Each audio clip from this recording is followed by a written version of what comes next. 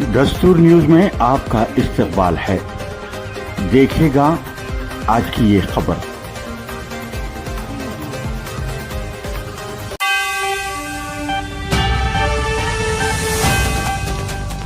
मगरिबी हल्का की तरक्की अव्वलीन तरजीह, एक ही दिन में 9.37 करोड़ के तरक्याती कामों का संग बुनियाद।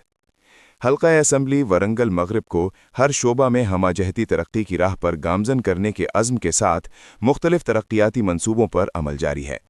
रुकने असम्बली नाइनी राजेंद्र रेड्डी ने पीर के दिन 48 और 49 डिवीजनों में तकरीबन 9 करोड़ 37 लाख रुपए मालियत के तरक्याती कामों का संग बुनियाद रखा।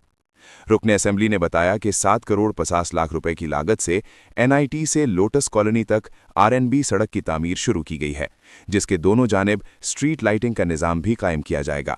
इसी तरह 48वें डिवीजन में 50 लाख रुपए से अंदरूनी सड़कों की तामीर और 1 करोड़ 37 लाख रुपए की लागत से लो लेवल ब्रिज की तामीर का आगाज किया गया।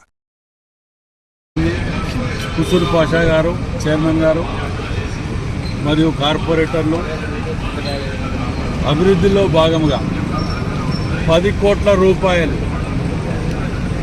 ఎక్కడో కొబ్బరికాయ కొట్టి శంకుస్థాపన చేసి పోయేటి కాదు. ఈ కోట్లల్లో మేము గతంలో చెప్పేట ముచ్చట్లు చెప్పేది కాదు.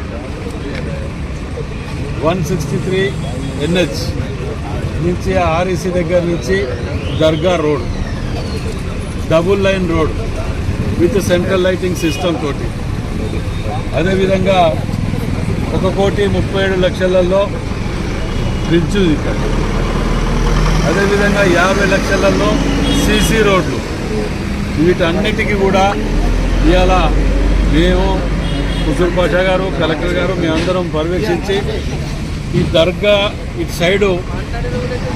इस मौके पर रियासती हज कमेटी के सदर और सजादा दरगाह काजीपेट सैयद शाह गुलाम अफजल बयाबानी अलमारूफ खुसरो पाशा और ज़िला हनमकोंडा की कलेक्टर चाहत बाजपाई भी मौजूद थे। बादज़ा मीडिया से बात करते हुए रुकने असेंबली ने कहा कि हल्के की तरक्की ही उनका अव्वलीन मकसद है और सिर्फ संगे बुनियाद रखने तक महदूद ना रहते हुए ज़मीनी सतह पर कामों को तेज़ी से मुकम्मल करने के इक़दामात किए जा रहे हैं। उन्होंने कहा कि कई बरसों से ज़ेरे इल्तवा NIT सड़क की तामीर शुरू होने से अवाम की देरीना ख्वाहिश पूरी हुई है। उन्होंने बताया कि दरगाह इलाका गांधीनगर में वाक़े शमशान घाट की सड़क कई बरसों से अवाम का मसला बनी हुई थी, जिसके हल के लिए ज़मीन की मंजूरी हासिल करके सड़क की तामीर का रास्ता हमवार किया गया। इसी तरह दरगाह रेलवे गेट से कड्डी पेकुंडा तक सड़क की तामीर में हायल रुकावटों को दूर करते हुए काम को आसान बनाया गया है। सर्वे చేసి త్వరలోనే దానికి కూడా పరిష్కార మార్గం చూడబోతున్నాం।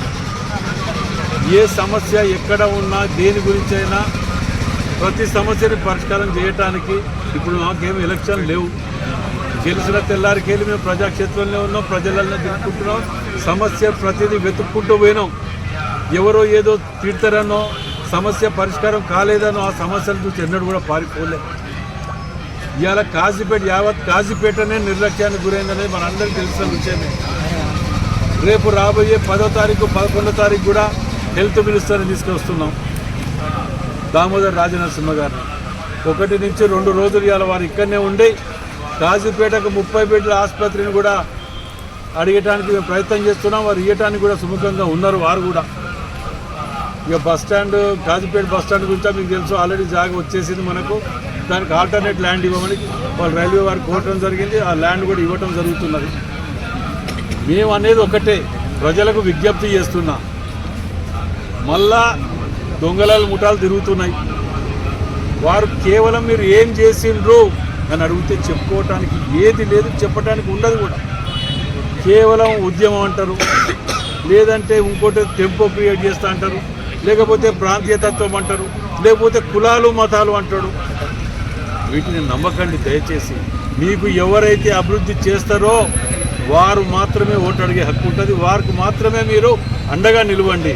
మరి ఈ అభివృద్ధిలో భాగంగా కొందరికి చిన్న చిన్న సమస్యలు కూడా రావచ్చు, ఆ వచ్చినప్పుడు ప్రజలు మీరందరూ కూడా నాకు సహకారం అందించవలసిన బాధ్యత ప్రతి ఒక్క పౌరునిపై ఉన్నది।